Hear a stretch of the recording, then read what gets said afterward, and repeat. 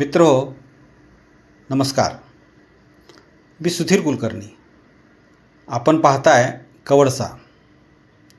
मित्रो, हे आहे येरळेचं पात्र आणि तेही सांगली जिल्ह्यातील भाळवणी येथील. येथे एक छोटासा पूल बांधण्यात आलेला आहे. तसं पाहिलं तर येरळच्या वरच्या बाजूला शेळगाव हे छोटं गाव आहे. तिथे इथल्यापेक्षा उंच पूल बांधलेला आहे. खाली 4-5 किलोमीटरवरती बलवडी गाव आहे, तिथेही उंच पूल बांधलेला आहे. हे दोन्ही पूल अगदी सुस्थितीत आहेत. 3 किलोमीटरवरती रामापूर गाव आहे, तिथेही आता नव्यानं चांगला पूल बांधला जात आहे. पण भाळवणी येथील पुलाची गोष्ट मात्र निराळीच आहे. हा पूल म्हणजे वास्तुशास्त्राचा एक नमुना आहे. ज्याने याचे डिझाईन केले, ज्याने तो बांधला, ज्याने देखरेख केली, ज्या खात्यानं त्या बांधला, या सर्वांचा या पुलाबद्दल खरं तर राष्ट्रपतींच्या हस्ते गौरवच करायला हवा. या पुलाचं वेगळेपण म्हणजे याचा बांधकामापेक्षा दुरुस्तीला खर्च जादा झालेला आहे. हा पूल बांधताना पावसाळ्यात येणारा पूर, त्या पाण्याची गती याचा अंदाज न घेता बांधलेला आहे. एकतर येरळेच्या पाण्याला गती फार असते. ज्यावेळेला हा पूल नव्हता त्यावेळेला गुडघेइतक्या पाण्यातून पलीकडे जायचं म्हटलं तरीसुद्धा नवख्या माणसाची भंबेरी उडायची. एवढी गती असताना इथे असा पूल बांधला गेला की त्याचा अंदाज खात्याला आला नाही का काही असा प्रश्न पडावा अशी परिस्थिती आहे. कारण हा पूल पहिल्याच पावसाळ्यात वाहून गेला. या खात्याचं वैशिष्ट्य असं आहे की इथे नव्या पुलाला पैसा नसतो, पण दुरुस्तीचा खर्च तुम्ही किती करू शकता. त्यामुळे हा पूलसुद्धा दुरुस्त करण्यात आला. पुढं या पुलाचे भाळवणीकडे जे 4 खांब होते, कमानीचे जे खांब होते ते अंतराळी झाले.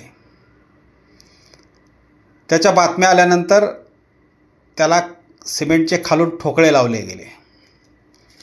आपण छपराला जसे ठेपे लावतो तशा पद्धतीनं ह्या पुलाला ठेपे लावलेले आहेत. आज इथे आपल्याला दिसतात. खालच्या बाजूला सिमेंटचे असे बेस तयार केलेला आहे.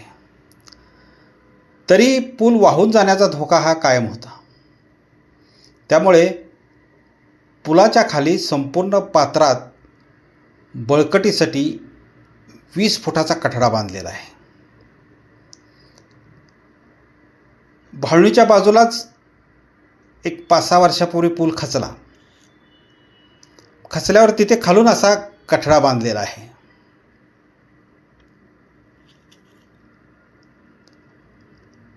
हाच तो कठडा आहे की इथे पूल खचलेला होता आणि त्याला बळकटीसाठी हा सिमेंटचा एक बेस तयार केलेला आहे, कठडा बांधलेला आहे.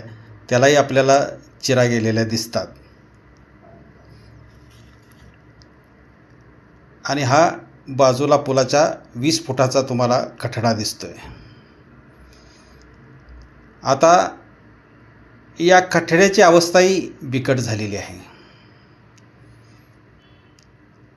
अनेक ठिकाणी त्याला भगदाड पडलेली आहेत, त्यात पाणी जातं आणि त्यामुळं हा कठडासुद्धा आता कुचकामी झाल्यासारखा झाला आहे.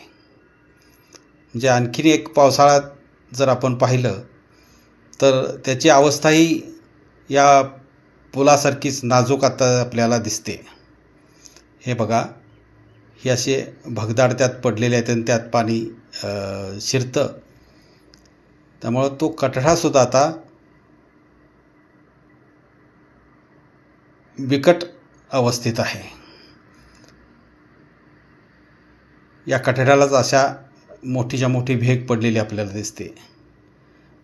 म्हणजे हा कठडा बांधताना सुद्धा तो आणखी मजबूत झाला पाहिजे याची काळजी ह्या खात्यानं घेतलेली दिसत नाही.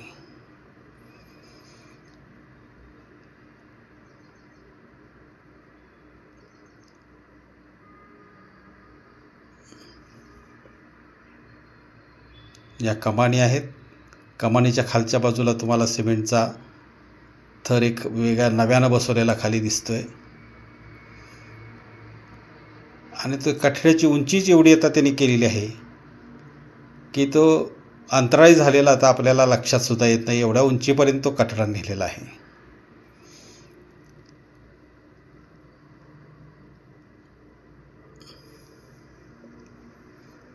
हा वरून दिसणारा पूल आहे.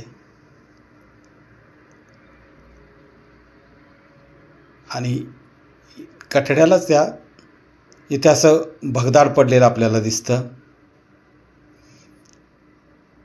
तर अशी सगळी या पुलाची दयनीय अवस्था झालेली आहे. धन्यवाद मित्रहो.